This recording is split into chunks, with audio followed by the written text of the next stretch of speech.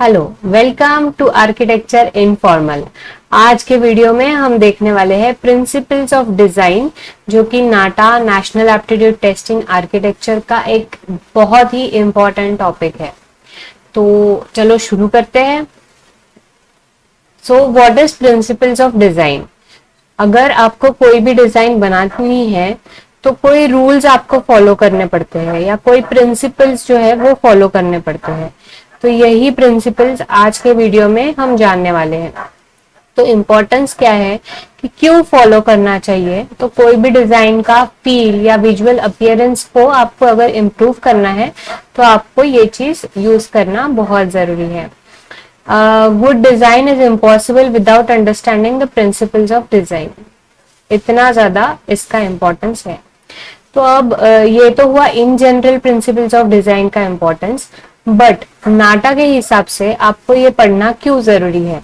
तो नाटा में जो थर्ड क्वेश्चन आ रहा है ड्राइंग के अंदर, तो उसके अंदर स्पेसिफिकली एक प्रिंसिपल ऑफ डिजाइन का नाम दिया हुआ है और उसके हिसाब से आपको वो 3D मॉडलिंग करनी है। तो अगर आपको वो प्रिंसिपल ऑफ डिजाइन पता होगा तभी आप उस रूल के अंदर या उस तरीके से वो डिजाइन बना सकते हो, इसलिए ये जानना बहुत जरूरी है। तो देखते हैं कि कौन कौन से प्रिंसिपल्स ऑफ डिजाइन हमें सीखने हैं। तो there are multiple, near about 14 principles of design मैंने लिस्ट डाउन किए हैं और उसमें से आज हम जो है पार्ट 1 कॉन्ट्रास्ट, रिपीटिशन, पैटर्न और रिदम, ये 4 प्रिंसिपल्स ऑफ डिजाइन सीखने वाले हैं।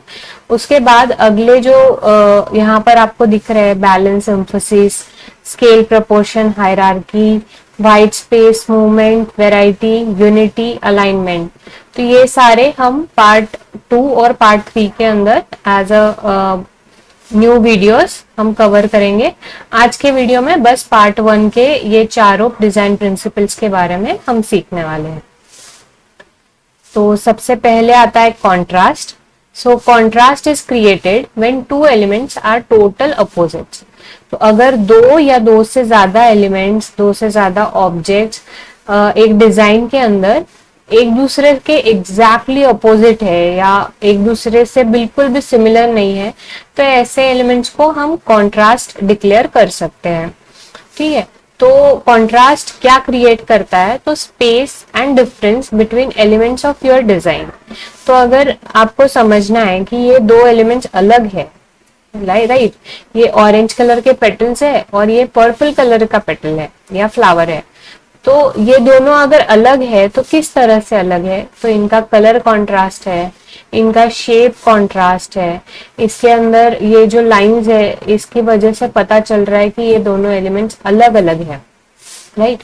तो इस तरह से कॉन्ट्रास्ट डिफाइन किया जा सकता है। Your background needs to be significantly different from the color of your elements so they work harmoniously together and are readable. तो ये किस लिए यूज किया है? तो जहां पर हमें डिजाइन करना है तो यहाँ तो चलो देख लिया कि कॉन्ट्रास्ट किस तरह से फॉर्म हो गया, बट जब हमें खुद डिजाइन करना है तो क्या चीजें ध्यान रखनी है कि बैकग्राउंड शुड बी डिफरेंट और जो एलिमेंट है वो अलग रहना चाहिए। तो इस तरह से हमें खुद डिजाइन करते वक्त ध्यान रखना है। कॉन्ट्रास्ट कैसे क्रिएट करें? For example, a text-based design could be high contrast by using black text on white background. तो यहाँ पर जो एग्जाम्पल यूज किया हुआ है, तो यहाँ पर अगर मैं ये व्हाइट बैकग्राउंड ले रही हूँ तो इसके ऊपर ये ब्लैक डॉट या ब्लैक सर्कल जो है वो बहुत इम्पैक्टफुल दिख रहा है, बहुत कॉन्ट्रास्टिंग दिख रहा है और इसीलिए वो अच्छा लग रहा है। सिमिलरली यहाँ पर जो ये ब्लैक कलर का बैकग्राउंड है इसके ऊपर मैंने व्हाइट कलर का ये सर्कल लिया है, तो ये कॉन्ट्रास्टिंग दिख रहा है।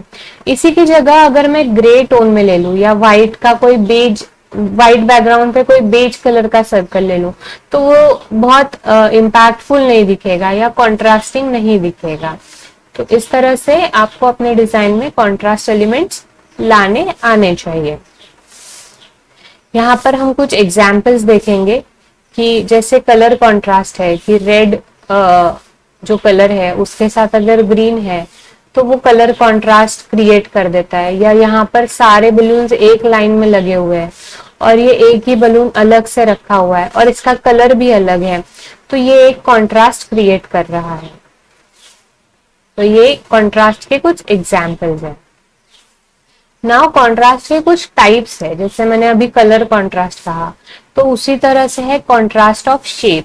सो शेप्स जब अलग अलग एक ही डिजाइन के अंदर यूज किए हुए रहते हैं और उसकी वजह से एक कॉन्ट्रास्ट फीलिंग आती है, सो that is contrast of shape. These are few examples of contrast of shape कि यहाँ पर एक हेक्सागन है और यहाँ पे जो ये पाना है वो सर्कुलर है, तो ये कॉन्ट्रास्ट ऑफ शेप है। और कॉन्ट्रास्ट ऑफ साइज भी है कि इसका साइज बहुत कम है और इसका साइज बहुत बड़ा है। सिमिलरली यहाँ भी कॉन्ट्रास्ट ऑफ शेप्स है, अलग अलग शेप्स यूज किए हुए हैं एक ही डिजाइन के अंदर, तो वो कॉन्ट्रास्ट क्रिएट कर रहे हैं। ये है कॉन्ट्रास्ट ऑफ साइज। तो एक डिजाइन के अंदर यहाँ पे स्मॉल लिखा हुआ है और यहाँ पे बिग, दोनों का फॉन्ट, दोनों का फॉन्ट का थिकनेस, ये सब आप ऑब्जर्व करोगे तो आपको कॉन्ट्रास्ट समझ में आएगा कि किस तरह से एस्टैब्लिश किया हुआ है। तो ये हुआ कॉन्ट्रास्ट ऑफ साइज। ये एक एग्जाम्पल है कॉन्ट्रास्ट ऑफ साइज का कि एक बेबी हैंड्स और एक एडल्ट के हैंड्स, इसमें कितना कॉन्ट्रास्ट होता है। कॉन्ट्रास्ट ऑफ कलर, तो from the colour wheel contrast can be created in design. आपको अगर कलर व्हील के बारे में जानना है, कलर थ्योरी के बारे में जानना है, तो प्लीज कमेंट करो, मैं आपके लिए कलर थ्योरी के ऊपर एक नया वीडियो जरूर लेके आऊंगी। So not all complementary colours create good contrast but most of them will do. तो यहाँ पे जैसे पिंक और blue, they are not actually color contrast in color wheel, but here they are creating a good contrast, like this blue color is looking good on the pink background, this way. These are also examples of color contrast, like black umbrellas के अंदर एक ही green umbrella है या green apples के बीच में एक ही red apple है, so it is creating a color contrast. So these are few examples of contrast. So this is contrast in shape, this is contrast in color, this is contrast in scale, this is contrast in layout. In this layout is uniform, in this is scattered. So this is all about contrast. Then next principle of design is repetition. So repetition is a good way to reinforce an idea. तो एक element है, अगर simply एक ही element आपने एक जगह रख दिया तो वो उतना अपील करेगा कि नहीं पता नहीं, बट अगर वही एलिमेंट आपने मल्टीपल टाइम्स एक जगह रख दिया तो वो जरूर अपील करेगा। So that is the principle of design as repetition. तो रिपीटेशन के अंदर एक चीज क्लियर है, आपको सिमिलर टाइप का एलिमेंट, मतलब एक ही डिजाइन एलिमेंट मल्टीपल टाइम्स रखना है। This can be strengthening to your design. So it is an easy way to create consistency across and design and create a familiarity and identity. So this is also an example, and repetition helps people identify that separate things belong together. Like a family, each individual is different, but when it is said to be a set of family, there is a set of repetition. So here you can see this columnade which can depict the repetition. Here every column is repeated and it is creating a repetition. Similarly in this picture, if you see this portrait is similar but in different kinds of colors. So this is also example of repetition. Next is pattern. Now patterns are nothing but repetition, okay, but in pattern there are multiple design elements are allowed. In repetition we have single design element which is repeated multiple times. In pattern there are multiple elements which are repeated multiple times. Getting it? Okay.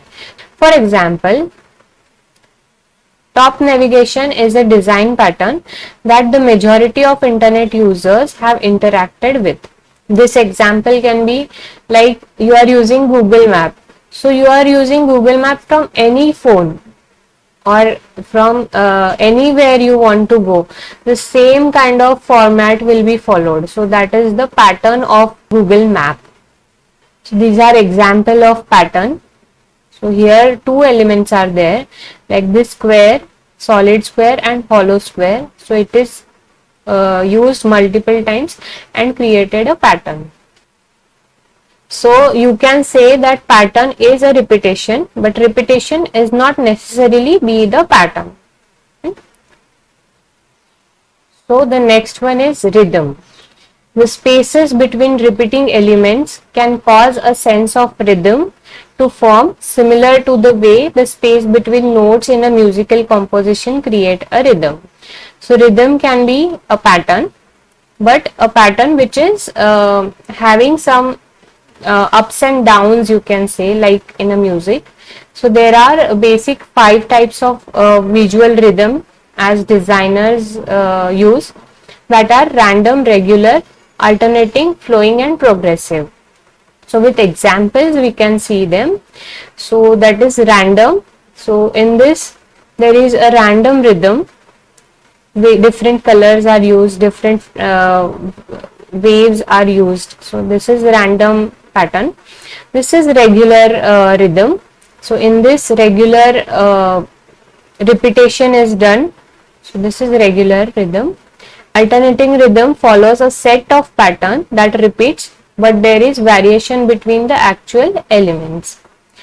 Then flowing. So flowing rhythm follows bends and curves similar to the way sand dunes undulate or waves flow.